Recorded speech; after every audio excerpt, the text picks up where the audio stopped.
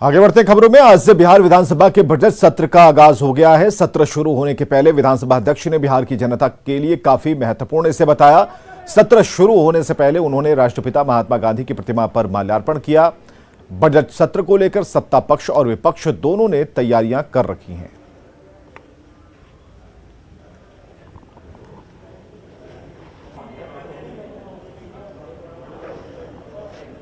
निश्चित तौर पर इस बार का बजट सत्र बड़ा ही ऐतिहासिक रहेगा, विकास के प्रति पूरी तरह से समर्पित रहेगा और बड़ा सकारात्मक वातावरण बिहार के अंदर बनेगा। लगता है पक्ष और विपक्ष के लोग एक महत्वपूर्ण भूमिका निभाएंगे इस सत्र में। निश्चित तौर पर लोकतंत्र की खूबसूरती भी झलकेगी।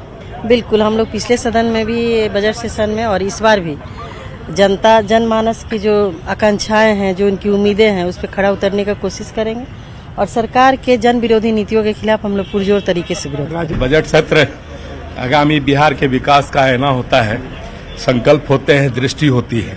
स्वाभाविक है कि जब राज्य के हित की बात हो तो सत्र विशेष रूप से महत्वपूर्ण हो जाता है।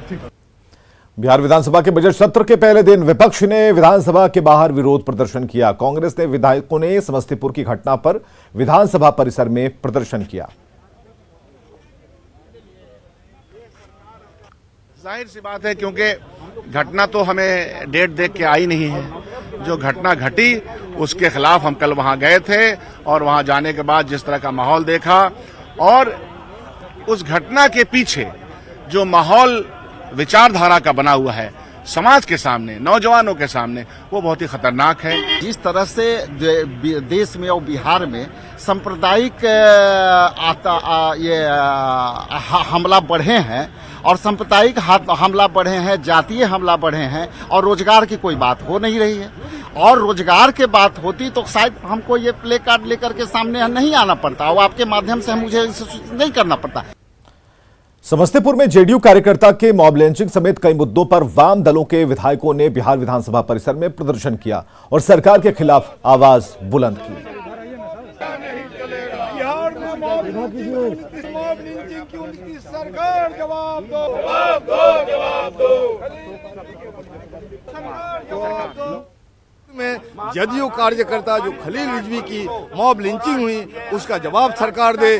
क्या कमजोरी है नीतीश कुमार की? नीतीश कुमार जो दिन में ख्वाब देख रहे हैं राष्ट्रपति बनने का और उनके राष्ट्रपति बनने के ख्वाब को पूरा करने के लिए बिहार की इस तरह से आहुति नहीं दी जा सकती है।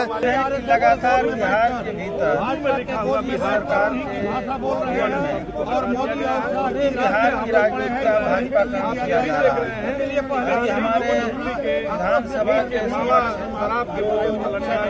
बनाए जा रहे हैं।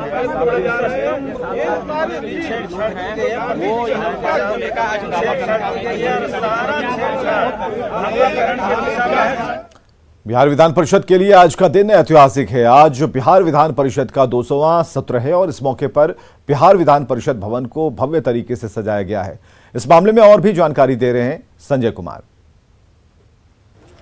बिहार विधान परिषद का आज का दिन काफ़ी ऐतिहासिक है। आज 200वां सत्र है और कई सदस्य इसके साक्षी बनेंगे। इस वक्त हमारे साथ नवल किशोर यादव भाजपा एमएलसी हैं। आज 200वां सत्र है, ऐतिहासिक पल, आप लोगों की भी साक्षी बनेंगे। इसकी कैसी अनुभूति हो रही है? निश्चित रूप से यह बड़ी सौभाग्य की बात है कि आज 200वां सत्र में हम लोग पार्टिसिपेट करेंगे। जिस दिन शुरू हुआ था और आज 200वां सत्र है, इसके बीच के अंतराल का जो ये संसदीय जीवन में बिहार को उच्च सदन ने दिया है, ये बहुत बहुमूल्य चीज़ों को दिया है और आज उसका हम साक्षी बनेंगे। ये मेरा सौभाग्य है और आप लोग आए हैं, यह भी सौभाग्य है। बिल्कुल, भाजपा एमएलसी नवल किशोर यादव ने कहा कि यह सौभाग्य की बात है।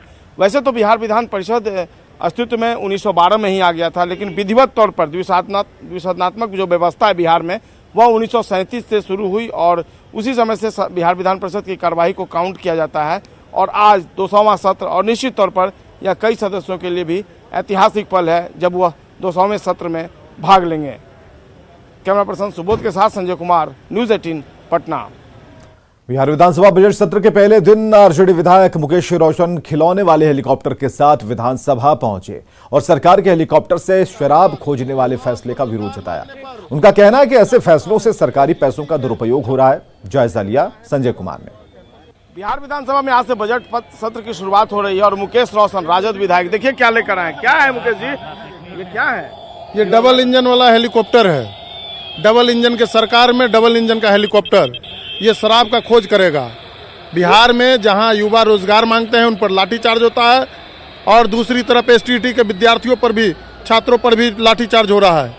आखिर डबल इंजन का सरकार में प्रयोजन क्या है इसमें? आखिर शराबबंदी वाले बिहार में शराब आ कहां से रहा है? जो राजद विधायक है उनको उनका कहना है कि ये मिसयूज है और जिस तरीके से सरकार हेलीकॉप्टर से शराब की खोज करवा रही है वह वाकई में हास्यास्पद फैसला है और यही कारण है कि अपना विरोध जताने के लिए जो खिलौना नुमी हेलीकॉप्टर है, खिलौना नुमा, उसको लेकर बिहार विधान परिसर में पहुंचे हैं और कह रहे हैं कि सदन के अंदर भी ले जाएंगे और सरकार के जो मंत्रीगण हैं, तमाम जो लोग हैं उनके सामने इस हेलीकॉप्टर को प्रदर्शित करेंगे। कैमरा पर्सन सुबोध के साथ संजय कुमार, न्यूज 18 पटना। बीजेपी के राष्ट्रीय अध्यक्ष जेपी नड्डा ने कहा कि नीतीश कुमार पूरी ताकत से एनडीए के साथ हैं, विपक्ष संदेह पैदा करने की कोशिश कर रहा है। कोई कमेंट नहीं है। हमारा रिश्ता नीतीश कुमार जी के साथ हम काम कर रहे हैं बिहार में, वो हमारे मुख्यमंत्री हैं, पूरी ताकत के साथ लगे हैं, पूरे अच्छे तरीके से एनडीए में काम चल रहा है और इस तरीके की लोगों में संदेह पैदा करना ये इनका रास्ता हो सकता है। We are a matured party.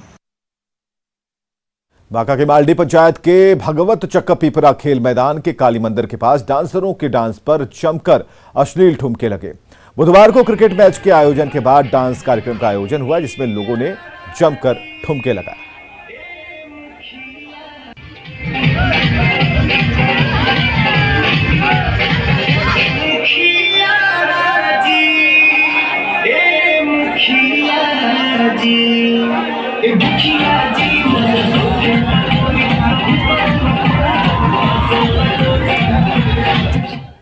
और खबर है बगहा से, जहां बिजली विभाग की ओर से 100 उपभोक्ताओं पर प्राथमिकी दर्ज की गई जिसमें 45 लोगों पर सर्टिफिकेट केस और 42 लोगों पर बिजली चोरी के आरोप का मामला दर्ज हुआ। समय पर बिजली बिल के भुगतान नहीं करने वालों पर विभाग सख्ती दिखा रहा है।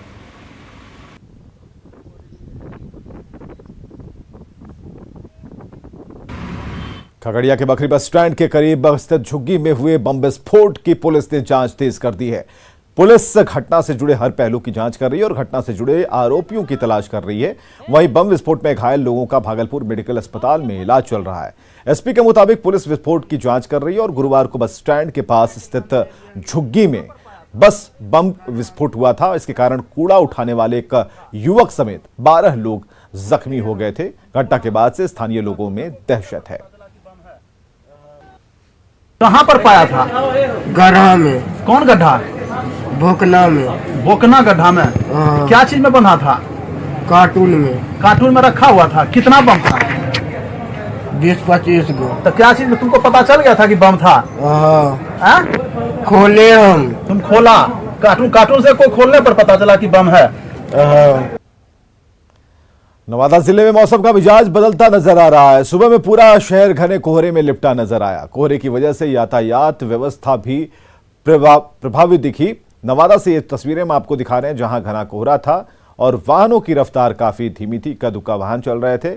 मौसम का बदला मिजाज, नवादा से ये तस्वीरें।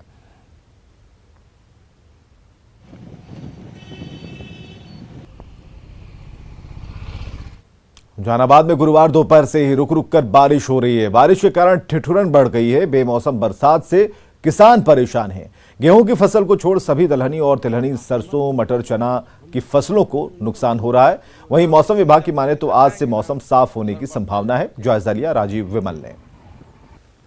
सरस्वती पूजा के बाद हुई एक बार बारिश ने फिर से किसानों की परेशानी बढ़ा दी है।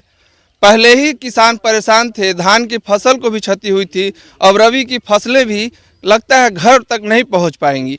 अभी बीती रात बारिश हुई, उसके पहले दोपहर में बारिश हुई। हम बात करते हैं कुछ किसानों से कि आखिर क्या परेशानी होने वाली है उनको। अच्छा असलोक बाबू, क्या दिक्कत होगी बारिश से? बारिश से बहुत दिक्कत है। हाँ, जैसे सारा फसल खराब हो गया, सब सूख गया। सब सूख गया। पहले के बुजुर्गों का कहना था कि फागुन पड़े तो घर हूँ से जाए। अब केवल भूसा के लिए हम लोग को फसल काटना है। भूसा भी नहीं होता है रबी में। तो ये सरसों का जो फूल लगा था उसको भी डैमेज होगा? हाँ, सब चीज चना मसूर तो खत्म पहले ही हो गया है। और चना का फूल, खेसारी का, सरसों का सब खराब हो गया है, केवल डांठ अब रहेगा। क्या मसूरी को क्या डैमेज हुआ? मसूरी तो खत्म हो गया, डैमेज क्या होगा? डैमेज नहीं, खत्म हो गया, सब सूख रहा है, पीला होकर सब खत्म हो गया। तो जैसा कि आप देख रहे हैं, किसानों की परेशानी बढ़ी हुई है। समझ में नहीं आ रहा है कि आखिर फसल का क्या होगा। पहले खरीफ की फसल और अब रबी की फसल, दोनों बर्बाद की कगार पर है। राजीव रंजन विमल, न्यूज 18, जहानाबाद। बहुत जल्द पटना से भी इंटरनेशनल लेवल के शूटर निकल सकते हैं। राजधानी में पहली बार शूटिंग रेंज खुला है और यह शूटिंग रेंज विधायक चेतन आनंद के प्रयास से खुला है, जहां युवा पहुंच रहे हैं और इन्हें ट्रेनिंग दे रहे हैं। कल्याण विभाग शूटिंग रेंज के मुख्य कोच मुकेश युवा यहां ट्रेनिंग लेने पहुंच रहे हैं। तो मैं भी शायद निशानेबाज बन ही गया और बिल्कुल आप चौंके मत, मेरे हाथ में गन है, लेकिन ये गन निशानेबाजी वाला गन है। और पटना में आप एक सेंटर देख सकते हैं जहां पे निशानेबाज को तैयार करने के लिए एक सेंटर खोला गया है और पटना में ये शायद अपना पहला निशानेबाज का सेंटर खोला गया है, जहां पे बहुत जल्द आपको राष्ट्रीय और अंतर्राष्ट्रीय शूटिंग के खिलाड़ी मिलेंगे। तो आप चौंके मत, चूँकि चेतन आनंद है, आरजेडी के विधायक हैं और एक बहुत अच्छे निशानेबाज भी हैं और कुछ युवा खिलाड़ी भी हैं जो लगातार निशाना साध रही हैं। और इस वक्त आप तस्वीर देख रहे हैं, ये पटना की तस्वीर है जहां पे एक सेंटर बनाया गया है जहां पे निशानेबाजी को तमाम गुण सिखाए जाएंगे। आपको भी निशानेबाजी का शौक तो पहले क्या? नहीं, बिल्कुल। हम अपने स्कूल में शूटिंग के कैप्टन हुआ करते थे और बचपन से ही क्लास 5, क्लास 6 में जब थे तब से ही एक शौक था जो डेवलप हुआ। स्कूल नेशनल्स खेलने का मौका भी मिला, हाँ, लेकिन एक डिस्कनेक्ट सा हो गया था बहुत टाइम से। तो हमने सोचा कि क्योंकि पटना में ऐसी फैसिलिटी इस स्टैंडर्ड की नहीं थी, तो हमने सोचा कि एक फैसिलिटी होनी चाहिए। तो ऋषिका है कि युवा खिलाड़ी है। ऋषिका, कैसा लगता है शूट करना? बहुत अच्छा लगता है। अभी हमने देखा कि तुमने 10 पॉइंटर मारा है इसके पहले। यस। क्या सपना है? बहुत बड़ी शूटर बनना, श्रेषी सिंह जैसा। अच्छा, आइडियल श्रेषी सिंह है। यस। शूटिंग रेंज है, वहाँ के कोच भी हैं और वो भी यहाँ पे ट्रेनिंग देने वाले हैं, तो ये पटना के लिए बहुत बड़ी चीज है। हाँ बिल्कुल, बीच बीच में मैं आता रहूंगा, ट्रेनिंग कर देते रहूंगा। अब जब रेंज यहाँ बना है तो इतिहास बनेगा। अच्छा, ये रेंज बना तो इतिहास बिल्कुल, जब रेंज आज बना तो इतिहास जरूर बनेगा और यहाँ से जरूर एक इंटरनेशनल प्लेयर जरूर निकलेगा। ये अब आपको 4 दिन के प्रैक्टिस में लड़की बच्ची को देख सकते हैं, ऋषिका को। इस तरीके से जरूर आपको कुछ न कुछ इतिहास यहाँ से जरूर बनना है। तो चलिए, बहुत अच्छी बात है कि पटना से इतिहास बनेगा और अंतर्राष्ट्रीय शूटर अगर इस शूटिंग रेंज से निकलते हैं तो ये बिहार के लिए भी गौरव की बात होगी। कैमरामैन सुबोध के साथ आनंद अमृतराज, न्यूज 18 नेटवर्क, पटना। और खबरें लगातार जारी हैं, बने रहिए हमारे साथ।